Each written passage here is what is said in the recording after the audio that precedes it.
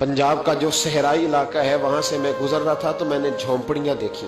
बच्चे एक कोने में चले गए तो मैंने 2-4 ऊंट चराने वाले लोगों के पास जाके उनसे पूछा कि क्या हाल है। कहने लगे अल्हम्दुलिल्लाह। उन्होंने उस तरह के कपड़े पहने थे जिस तरह हम काम पे भी कपड़े, काम वाले भी नहीं पहने, वो कपड़े ड्यूटी पे भी जाते वक्त लोग नहीं पहनते जो उन बेचारों ने पहने थे। तो मैंने उनसे पूछा कि साहिबो आप कहाँ रहते हैं? तो कहने लगे ये सहरा के उस पार वो सामने जो झोंपड़ियां नजर आ रही हैं वो हमारे ही घर है। तो मैंने कहा आप करते क्या हैं? कहने लगे ऊंट चराते हैं।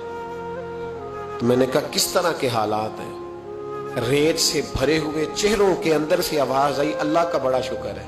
मुझे यूं लग रहा था दुनिया के सबसे अमीर लोग ये हैं, ये सबसे अमीर लोग हैं, ये खुशहाल तरीन तबका है जो अपने पोने से पहले रेत झाड़ते हैं, फिर रोटी निकाल के खाते हैं और हर वो खुश अचार के साथ जब वो रोटी गले में डालते हैं तो हर लुकमे पे बिस्मिल्लाह पढ़ते हैं और वो पानी पी के तो 7 दफा कहते हैं या अल्लाह तेरा शुक्र है। तो जो किसी की दावत उड़ाने जाता है, नाराज ना होना मैं खाने का लफ्ज नहीं अदा किया, जो किसी की दावत वो आगे कहता है मैं दावत उड़ा के आया हूं, वो इस तरह उड़ा के आता है कि वो उसने जब खाने सालन डाला है ना प्लेट में तो आखिरी खाना समझ के डाला है और इतना डाल लिया है कि शायद 3 बंदे भी और आ जाए तो खत्म ना कर सके।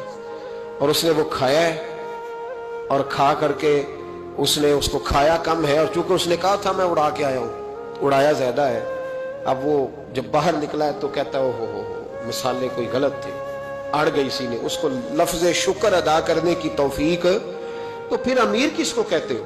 अमीर तो वो हुआ ना कि जिसको अल्लाह ने जो दिया उस पर उसने अल्लाह का शुक्र अदा कर लिया, वो दुनिया का सबसे अमीर शख्स हुआ ना मेरे भाई। तो याद रखें ये जो लालच की जिंदगी है, हिरस हवस तमा, इसने तो तबाही कर दी। तो मसाइल इतने ज्यादा बना दिए, करप्शन लालच की वजह से होती है। वरना सरकारी मुलाजिमीन की तनख्वाह इस वक्त ऐसी नहीं है कि जिसमें गुजारा ना हो सके, ठीक ठाक गुजारा होता है।